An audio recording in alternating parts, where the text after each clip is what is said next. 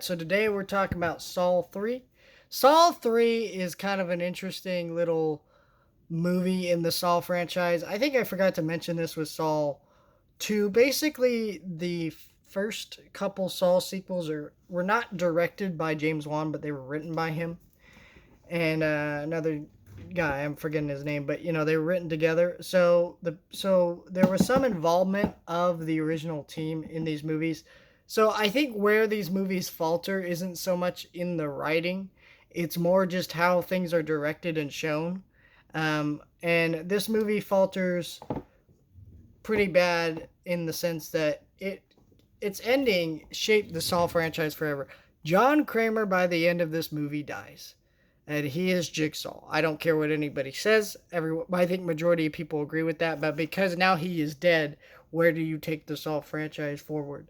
So that's a big issue with this movie right off the bat, is that ending. But if this had been just if it had just been Saw 1, 2, and 3, I think this franchise wouldn't be as looked down upon as it probably is nowadays, because this is a decent little trilogy. What my biggest problem with Saw 2 is the filmmaking, the way that it's directed, the way the gore is shown and not treated like it is in the first movie.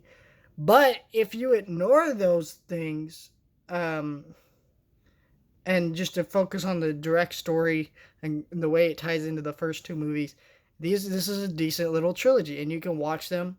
And I would say if you're ever going to watch the Saw movies, I would always just stop with one. But if you feel like you have to see at least a couple of the Saw sequels just to see what they're like or whatever, Saw 2 and 3 are not a bad way to go.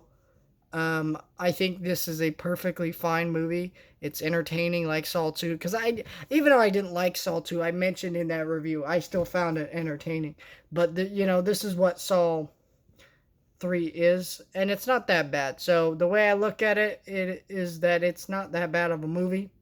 And if you like Saw, uh, I think if you're a fan, I think most people, if they're a fan of Saw at all, it's these first three movies that got them really engaged in it. And I think the rest of the movies people just watch because they're dumb fun movies. But these ones had an interesting story, at least.